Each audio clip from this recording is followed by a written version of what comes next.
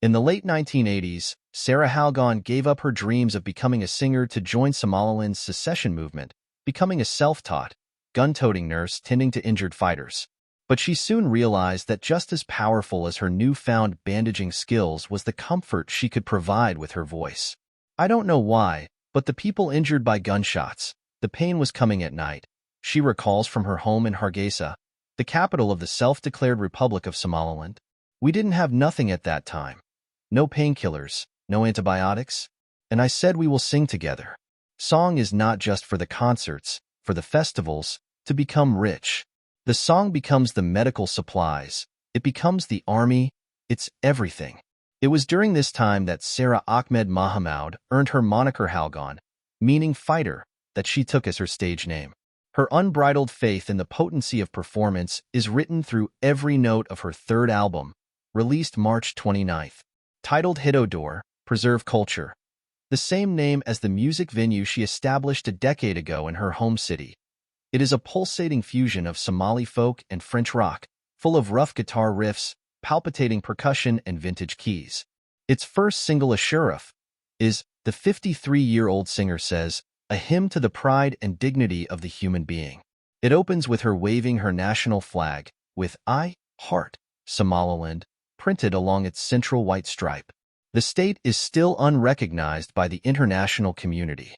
After gaining independence from the UK in 1960, Somaliland, a territory to the north of Somalia, in the Horn of Africa, only existed as a sovereign entity for 5 days before it was absorbed into the Republic of Somalia, which had also gained its independence from Italy.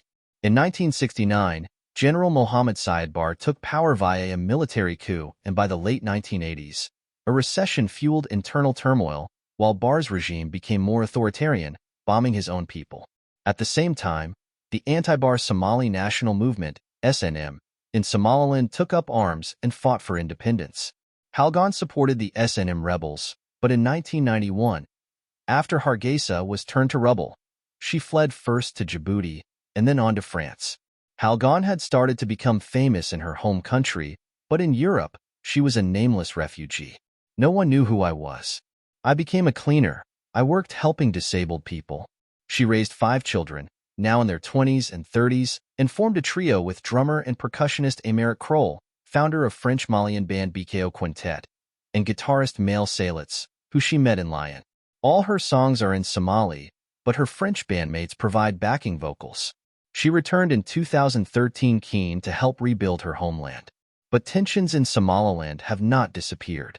For the first couple of years after she opened Hitodor, a complex of traditional Somali huts, it was the only music venue in the city, and she had local religious men arriving to try to close her down. Her response was straightforward. I said to them, during the Civil War, I was a singer and my song became a medical tool. And then where were you? At that time, we needed you. Where were you? And he didn't give me an answer. I said, leave me alone.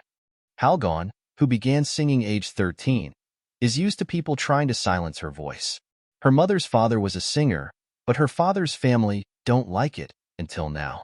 They said, now you have a child, you have a daughter, why you sing? And then I say, I love to sing. It's no problem. But they said, when you stop to sing? I said, I tell you on that day. That day does not look like it will be coming very soon. Halgan mentions the UK's history with Somaliland. The British Protectorate was established in 1884, and says, the people of Britain, I demand support for our cause. She asks whether it is attitudes to Islam that are delaying progress. What is preventing us from being recognized? It is our right. We got our independence in 1960. We need a reason why we aren't recognized. If it's not because of religion, what is the world waiting for? We can do this, but what are they waiting for from us? I don't know. They must respond. However, she has lost none of her belief in the liberating capacity of music. When you sing, everybody comes to see you and is laughing and dancing, she says. In this world now, everything divides people, whether it's political, religion, or money. But we have only one thing to bring us together. It's music.